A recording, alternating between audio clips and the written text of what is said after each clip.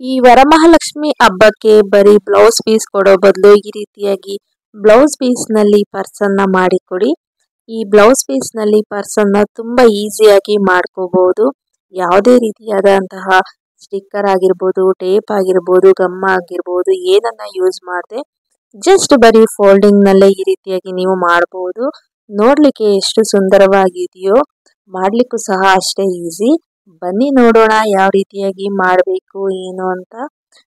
ಎಲ್ಲೂ ಸಹ ವಿಡಿಯೋನ ಸ್ಕಿಪ್ ಮಾಡಬೇಡಿ, ಪೂರ್ತಿಯಾಗಿ ನೋಡಿ. ಖಂಡಿತವಾಗಿ ಇಷ್ಟ ಆಗುತ್ತೆ. ನೀವು ಸಹ ಈ ಹಬ್ಬಕ್ಕೆ ಟ್ರೈ ಮಾಡ್ತೀರಾ. ನೋಡ್ತಾ ಇರ್ಬೋದು, ಈ ರೀತಿಯಾಗಿ ನೀವು ಬ್ಲೌಸ್ ಪೀಸ್ಗಳನ್ನ ತಗೋಬೇಕಾಗುತ್ತೆ. ನೀವು ಪ್ಲೈನ್ ಆದ್ರೂ ತಗೋಬಹುದು, ಈ ರೀತಿಯಾಗಿ ಡಿಸೈನ್ ಆದ್ರೂ ತಗೋಬಹುದು. ಮೊದಲಿಗೆ ಈ ರೀತಿಯಾಗಿ ಓಪನ್ ಮಾಡಿಕೊಂಡು ನಾನು ತೋರಿಸ್ತಿರುವಂತಹ ರೀತಿಯಲ್ಲಿ ಫೋಲ್ಡ್ ಮಾಡ್ಕೋಬೇಕಾಗುತ್ತೆ. ನಂತರ ಇದು ಈ ರೀತಿಯಾಗಿ ಟ್ರಯಾಂಗಲ್ ಶೇಪ್ ಅಲ್ಲಿ ಬರಬೇಕು. ಆ ರೀತಿಯಾಗಿ ನೀವು ಫೋಲ್ಡ್ ಮಾಡ್ಕೋಬೇಕಾಗುತ್ತೆ. ನೋಡಿ, ನೀಟಾಗಿ ಈ ರೀತಿಯಾಗಿ ಟ್ರಯಾಂಗಲ್ ಶೇಪ್ ಬರಬೇಕು.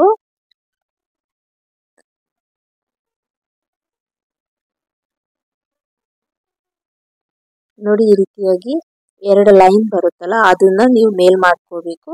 ಇನ್ನೊಂದು ಕೆಳಗಡೆ ಹೋಗ್ಬೇಕು. ಈ ರೀತಿಯಾಗಿ ಉಲ್ಟಾ ಮಾಡಿಕೊಂಡು ನಾನು ತೋರಿಸ್ತಿರುವಂತಹ ರೀತಿಯಲ್ಲಿ ನೀವು ಫೋಲ್ಡ್ ಮಾಡ್ಕೊಳ್ಳಿ. ಆ ಕಡೆ ಒಂದ್ಸರಿ, ಈ ಕಡೆ ಒಂದ್ಸರಿ ನೀಟಾಗಿ ಫೋಲ್ಡ್ ಮಾಡ್ಕೋಬೇಕಾಗುತ್ತೆ. ನಂತರ ಮತ್ತೊಮ್ಮೆ ಈ ರೀತಿಯಾಗಿ ಇನ್ನೊಂದ್ಸರಿ ಫೋಲ್ಡ್ ಮಾಡ್ಕೊಳ್ಳಿ.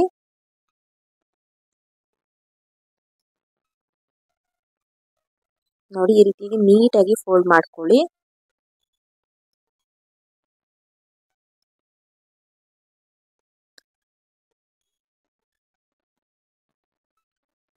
ಕಾಣಿಸ್ತಾ ಇದೆಯಲ್ಲ, ಅದಾದ್ಮೇಲೆ ಮತ್ತೊಮ್ಮೆ ಈ ರೀತಿಯಾಗಿ ಇನ್ನೊಂದು ಫೋಲ್ಡ್ ಮಾಡ್ಕೋಬೇಕಾಗುತ್ತೆ. ಮಾಡಿಕೊಂಡು ಒಮ್ಮೆ ಈ ರೀತಿಯಾಗಿ ಈಕ್ವಲ್ ಮಾಡಿಕೊಂಡು ಈ ಎರಡು ಫೋಲ್ಡ್ ಏನಿರುತ್ತಲ್ಲ ಅದನ್ನ ಈ ರೀತಿಯಾಗಿ ಒಳಗಡೆ ಹಾಕೋಬೇಕಾಗುತ್ತೆ.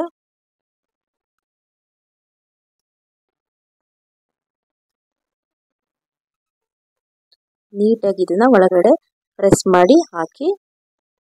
ಈಗ ನೋಡ್ತಾ ಇರ್ಬೋದು, ಪರ್ಸ್ ರೆಡಿ ಆಗಿದೆ. ಈಗ ನೋಡಿ, ಓಪನ್ ಕ್ಲೋಸ್ ಯಾವ ರೀತಿಯಾಗಿ ಮಾಡ್ಕೋಬಹುದು ಅಂತ.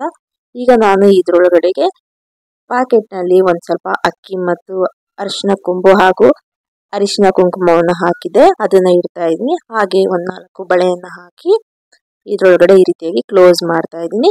ಮೇಲೆ ಒಂದು ಫ್ಲವರ್ ಅನ್ನ ಇಟ್ಟು ಕೊಡ್ತಾ ಇದೀನಿ. ನೋಡಿದ್ರಲ್ಲ, ಎಷ್ಟು ಈಸಿಯಾಗಿ ಒಂದು ಬ್ಲೌಸ್ ಪೀಸ್ ಇಂದ ಎಷ್ಟು ಚೆನ್ನಾಗಿ ಒಂದು ಪರ್ಸನ್ನ ಮಾಡಬಹುದು ಅಂತ.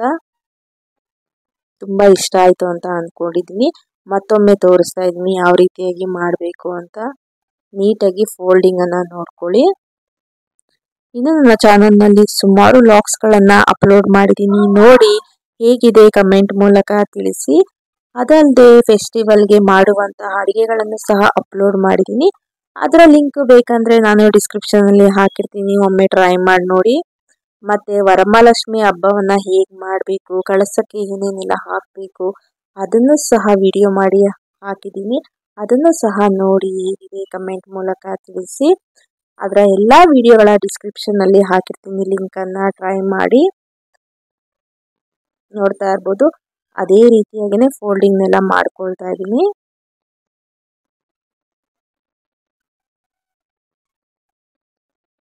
ನೋಡಿ, ಈ ರೀತಿಯಾಗಿ ನಿಮ್ಗೆ ನೀಟಾಗಿ ಪರ್ಸ್ ರೀತಿಯಾಗಿ ಕಾಣಿಸುತ್ತೆ.